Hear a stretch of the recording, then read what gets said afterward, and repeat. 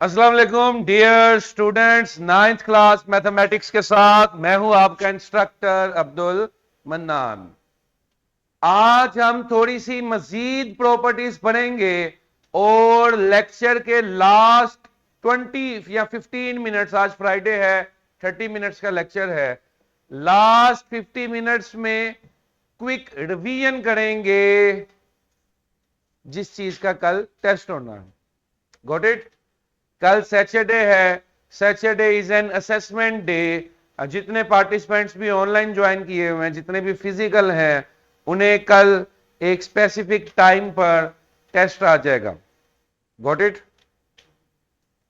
और टेस्ट जो है वो चेक भी होगा, उसकी ग्रेडिंग भी होगी, उसका बकायदा लिस्ट बनेगी, रिकॉर्ड रखा जाएगा। Got it?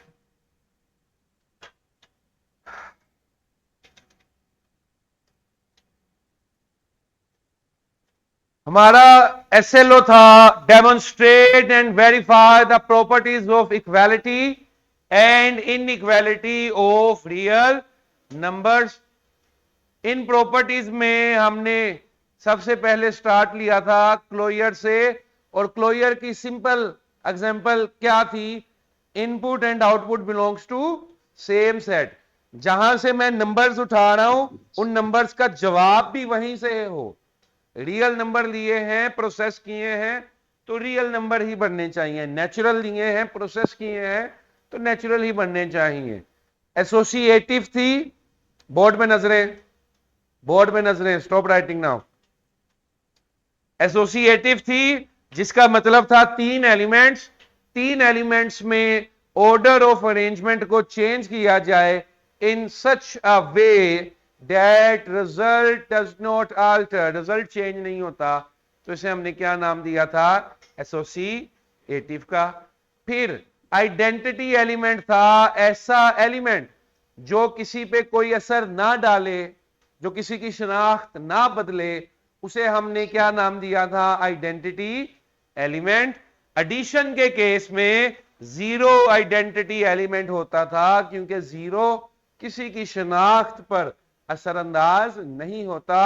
और मल्टीप्लाई के केस में आइडेंटिटी एलिमेंट क्या होता था? वन, क्योंकि मल्टीप्लाई में वन किसी की शनाख्त पर असरअंदाज नहीं होता। Got it? फिर हमारे पास था इनवर्स एलिमेंट। इनवर्स एलिमेंट हमने देखा कि एक एलिमेंट का उल्ट जो होता है वो क्या होता है? इनवर्स। पॉजिटिव वाले का इनवर्स क्या हो गया? नेगेटिव। नेगेटिव वाले का इनवर्स क्या हो गया? पॉजिटिव। इसी तरह अगर मल्टीप्लीकेशन में आप देखते हैं तो मल्टीप्लाई वाले का उल्ट क्या हो गया? बटा, डिवाइड। और डिवाइड वाले का सीधा। Got it? फिफ्थ प्रॉपर्टी थी हमारे पास कम्यूटेटिव प्रॉपर्टी, यानी कि दो एलिमेंट्स में ऑर्डर ऑफ ऑपरेशन को चेंज किया जाए लेकिन रिजल्ट पे कोई फर्क ना पड़े। Got it? ठीक है। लास्ट हमने देखी थी इनमें, इट वाज डिस्ट्रीब्यूटिव प्रॉपर्टी, जिसमें तीन एलिमेंट्स लेकिन दो ऑपरेशंस। तीन एलिमेंट्स, तीन एलिमेंट्स, दो ऑपरेशन होते थे, और एक ऑपरेशन जो है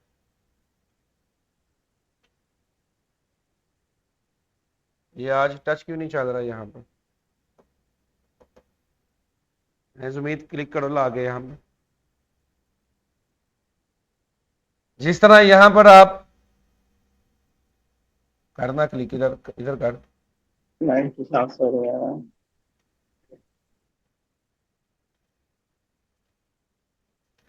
जिस तरह ये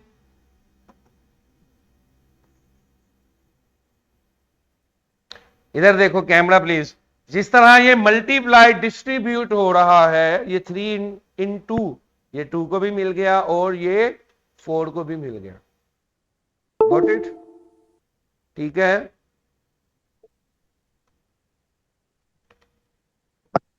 हाँ जी, चल गया। पहले देखा करो ना इन चीजों को। Got it? फिर हम आए थे properties of equality of real numbers. जिसमें नंबर 1 प्रॉपर्टी थी reflexive, that for all real numbers, her real number अपने इक्वल होता है। फिर हमारे पास थी सिमेट्रिक प्रॉपर्टी।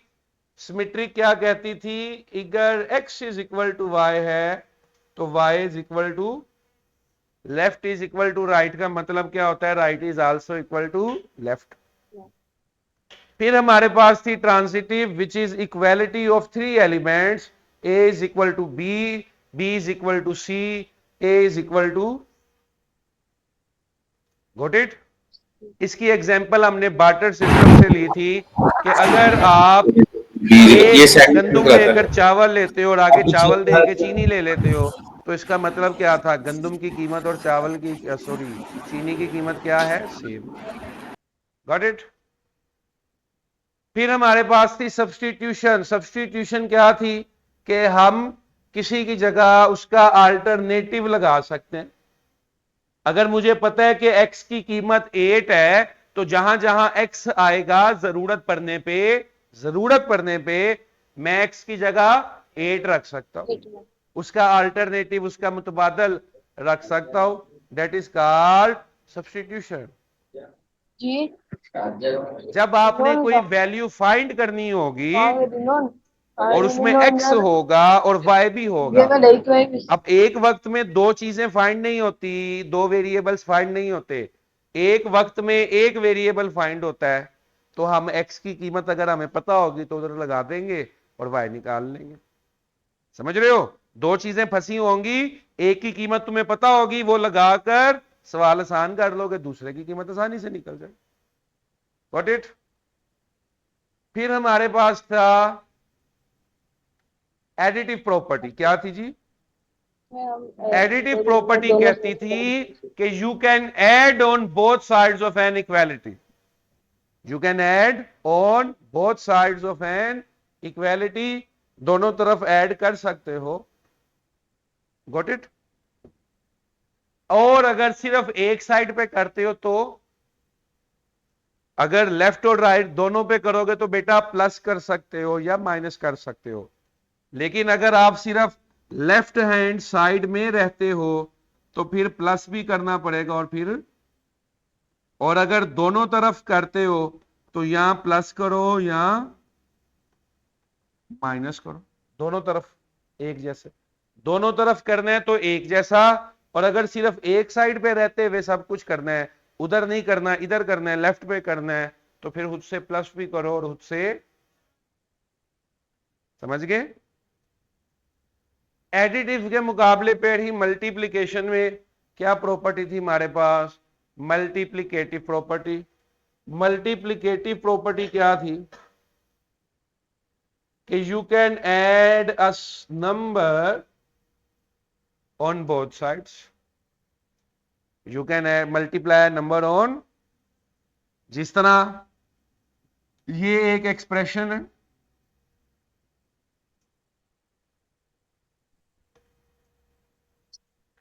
ये एक्सप्रेशन था बेटा, 2 को खत्म करने के लिए, 2 को काटने के लिए मैंने 1/2 मल्टीप्लाई कर दिया दोनों साइड्स पे।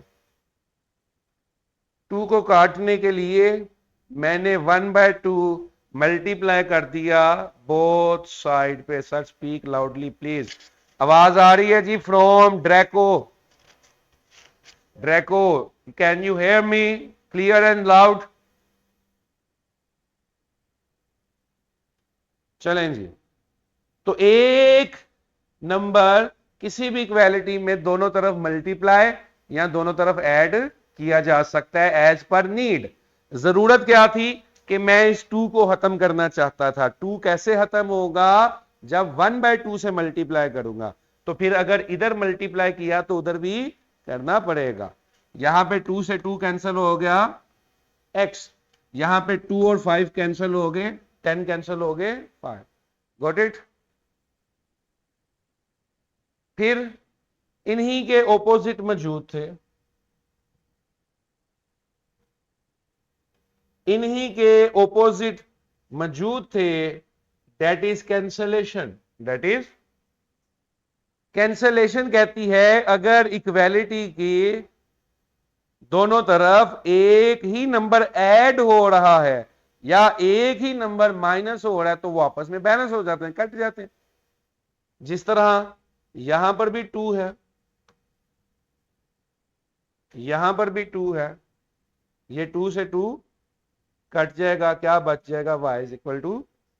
अब अक्सर आप कहते हो ना कि सर ये उधर जाकर माइनस हो जाएगा, तो वो एक ही चीज है, मतलब उसका वही होता है।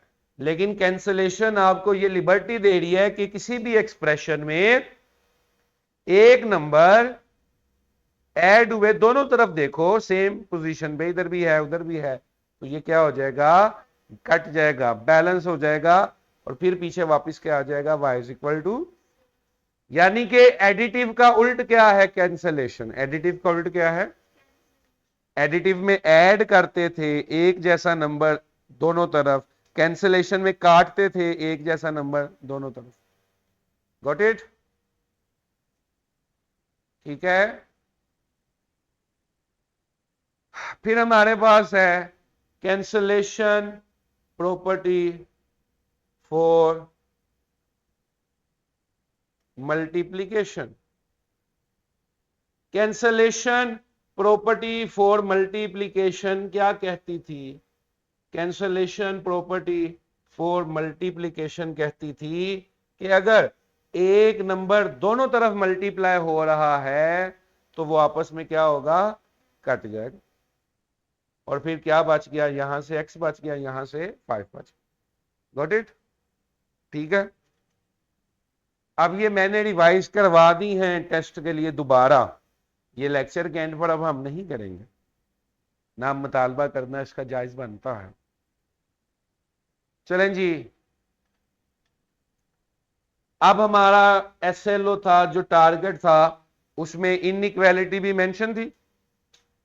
इनइक्वालिटी का मतलब क्या होता है, नॉट इक्वल। इनइक्वालिटी का मतलब क्या है, यानी कि हो सकता है लेस देन हो सकता है ग्रेटर देन हो सकता है लेस देन इक्वल हो सकता है ग्रेटर देन इक्वल हो, less than greater than, less than equal, greater than equal. Got it? बराबर नहीं है तो वो अंडरस्टूड है, फिर ऑटोमेटिकली क्या होगी, इनइक्वालिटी क्या होगी। इसमें भी बेटा 5-6 प्रॉपर्टीज हैं, आधी प्रॉपर्टीज मिलती जुलती हैं, आधी डिफरेंट है। पहली प्रॉपर्टी है ट्राइकोटमी। क्या? ट्राइकोटमी। ट्राई का मतलब 3, ट्राई का मतलब 3। आपका सबसे बड़ा भाई, फिर दूसरे नंबर वाला भाई, फिर तीसरे नंबर वाला भाई। सबसे बड़ा भाई दूसरे वाले से भी बड़ा है और तीसरे वाले से भी बड़ा है, और सबसे छोटा भाई दूसरे वाले से भी छोटा है और पहले वाले से भी छोटा है। ऐसा है कि नहीं है? तो वो कहता है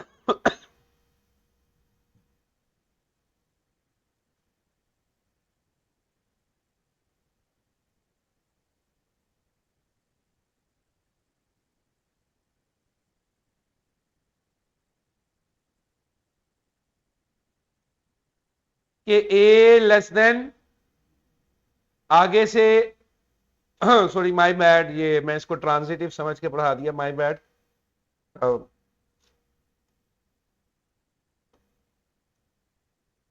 माय बैड, इधर लेट इट क्लियर।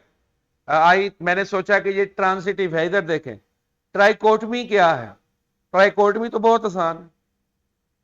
दुनिया के कोई भी दो नंबर सोचें आप, मैं इसको समझा, मैंने देखा कि शायद ट्रांजिटिव लिखा है क्योंकि मैं स्लाइड्स नहीं देख रहा होता।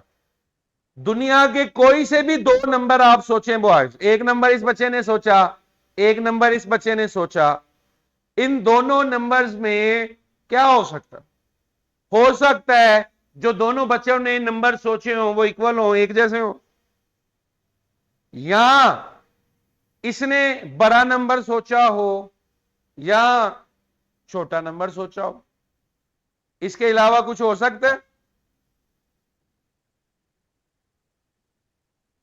दुनिया के कोई भी रैंडम नंबर्स आप उठा लें, यहां तो वो इक्वल होंगे, यहां एक बड़ा होगा यहां छोटा होगा। तो for any two real numbers, जुमला सुने, टेकें छोड़ के बैठे सारे, टेकें छोड़ के, for any two real numbers, for any two, one out of three possible relations can exist. One out of three possible relation can, या वो इक्वल होंगे, या ए छोटा होगा या ए। आप देखो ना, मैं कहता हूं तुम्हारी जेब में कितने पैसे हैं, और फिर मैं दूसरे बच्चे को कहता हूं तुम्हारी जेब में कितने पैसे हैं, हो सकता है दोनों की जेब में एक जितने पैसे हो। या क्या होगा, हो सकता है आपकी जेब में ज्यादा पैसे हो, इसकी जेब में कम हो, या हो सकता है इसकी जेब में ज्यादा हो, आपकी जेब में कम हो। तो कोई भी दुनिया के दो नंबर्स उठाते हो जुमीत, उनमें इन तीन में से कोई एक ताल्लुक पाया जाएगा। For any three real number, two real numbers in the world, one out of three possible relation can exist. या वो इक्वल होंगे, या ए ग्रेटर देन बी होगा, या ए लेस देन बी होगा। Is that clear everyone? Got it? ठीक है, आगे चले, आगे बढ़े।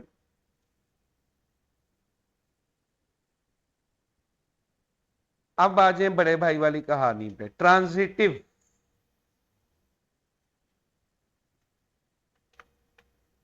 Late it me zoom for you.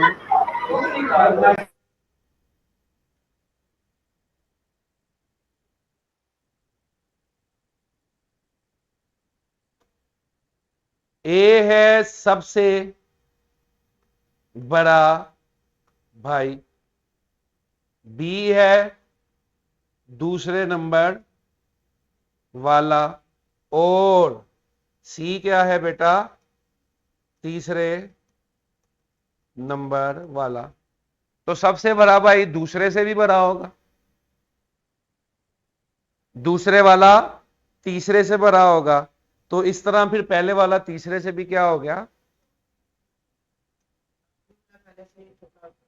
ठीक है, समझ गए हायरार्की? 7 किससे बड़ा है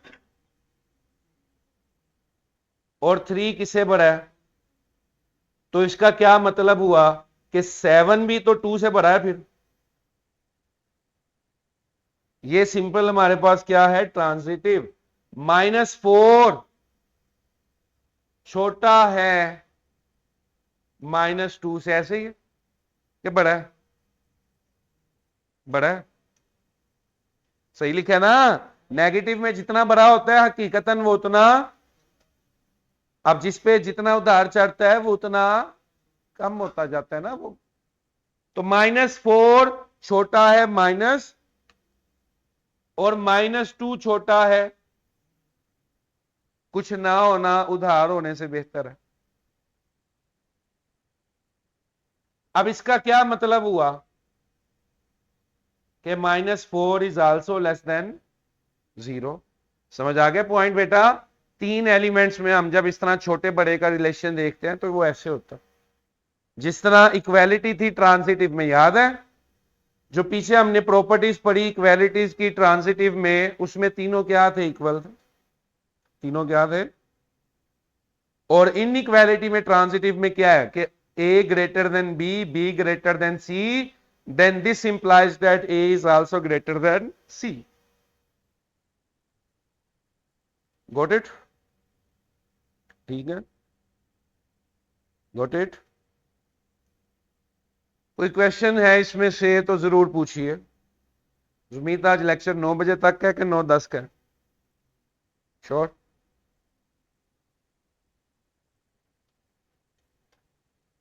ठीक है, इसमें से कोई क्वेश्चन है? ये छोटे भाई बड़े भाई की कहानी समझ आ गई? ऑनलाइन स्टूडेंट्स में से किसी का भी कोई सवाल है, किसी की भी कोई भी कंफ्यूजन है तो जरूर पूछें। किंग वे, टीके एस, अब्दुल हनान, अगर आप बेटा स्कूल हैं तो अपना नाम लिखा करें स्कूल का। Kids educare girls, CS2507।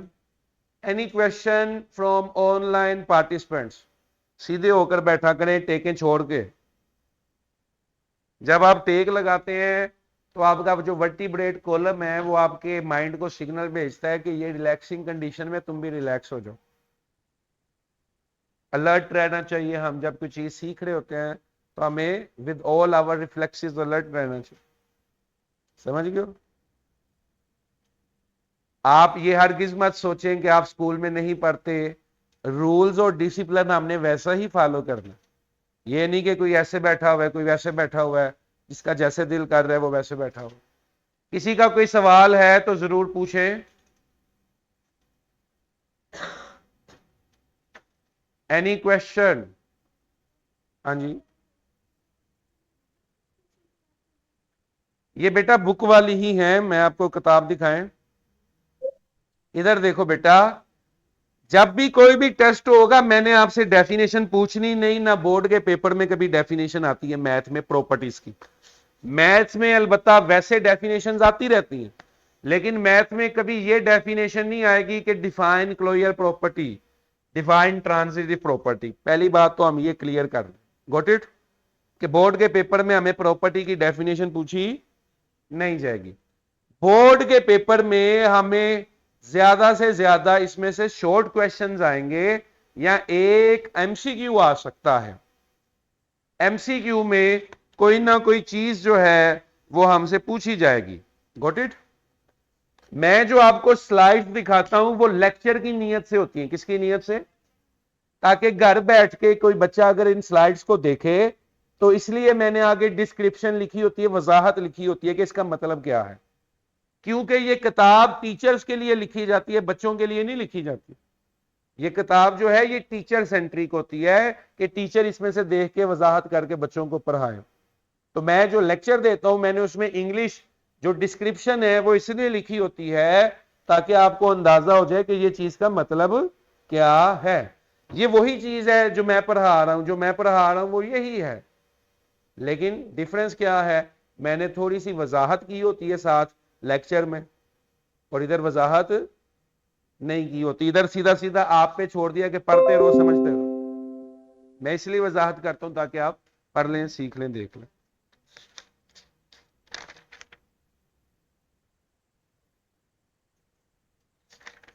Irfan साहब आज लेक्चर 30 मिनट का।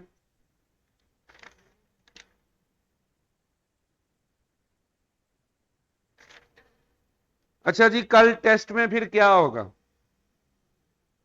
कल के टेस्ट में बेटा 10 एमसीक्यूज होंगे, 5 शॉर्ट क्वेश्चंस होंगे। अब मैंने जितनी प्रॉपर्टीज पढ़ाई हैं, तमाम बॉयज एंड गर्ल्स जो ऑनलाइन भी मुझे सुन रहे हैं, पहला एसएलओ हमने पढ़ा था मैथमेटिकल एवोल्यूशन अक्रॉस सिविलाइजेशन, जो कि हमारी किताब में है इंट्रोडक्शन टू रियल नंबर्स। इस किताब में, पीसीटीबी की किताब में सेक्शन 1.1 लिख लो। टेस्ट का सिलेबस मैं आपको क्लेरिफाई कर रहा हूं। सेक्शन 1.1,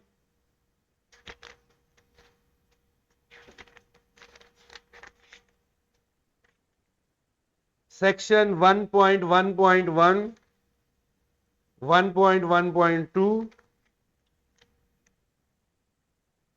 1.1.4,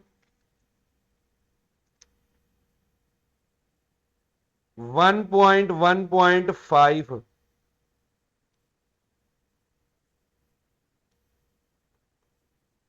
बस छोटे से हैं, 2 पेज नहीं बनेंगे। अब ये जो सेक्शन 1.15 है ये इंक्लूडेड है properties of equality of real numbers तक।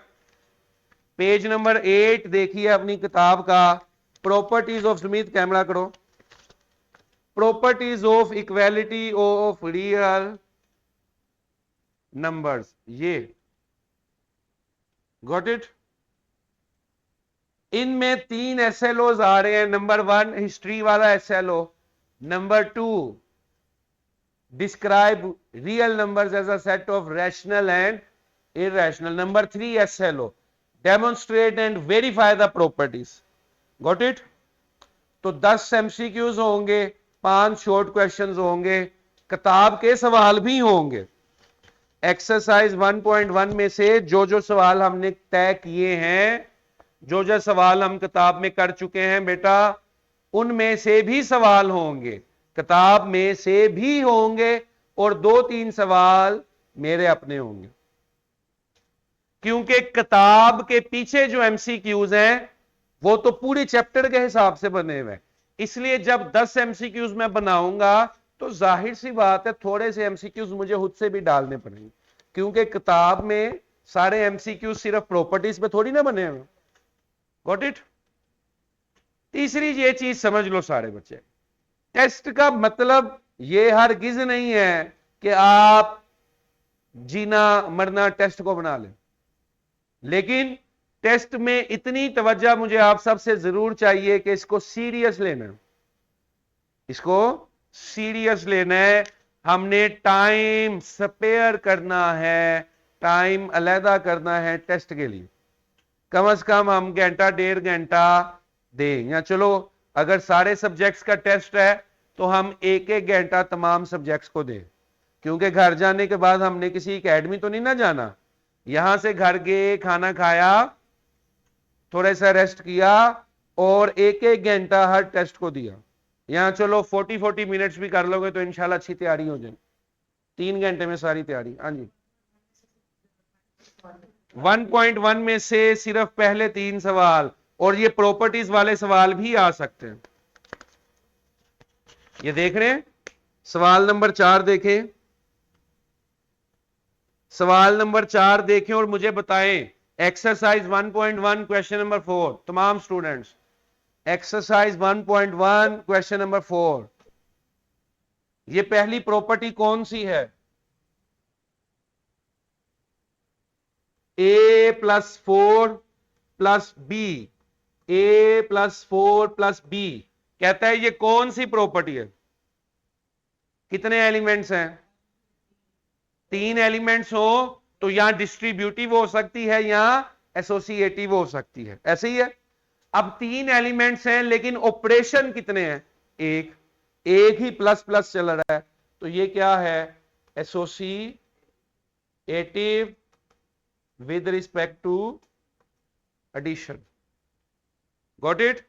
ये क्या है? 16 + 0 = 16। Identity element, 0 is the element लिखना है, प्रॉपर्टी नहीं लिख देना किसी ने। ये क्या है? शाबाश, ये क्या है कि x का उल्ट क्या है? और इनवर्स की निशानी कल हमने देखी थी कि जहां पर इनवर्स बनता है वहां पे क्या प्रोड्यूस होती है? आइडेंटिटी। जहां पे इनवर्स बन रहा होता है वहां पे क्या प्रोड्यूस होती है? आइडेंटिटी। Got it? तो कोई मुश्किल है? सीधे सीधे सवाल है। तो एक्सरसाइज नंबर 1.1 के पहले 4 सवाल किताब में से भी आएगा और अपने में से भी मैं दूंगा, ठीक है? तो कोई भी सवाल है किसी भी बच्चे का टेस्ट से रिलेटेड तो जरूर पूछें, टेस्ट को हमने संजीदा लेना है। Got it? रिकॉर्डिंग कर दो मिस्टर।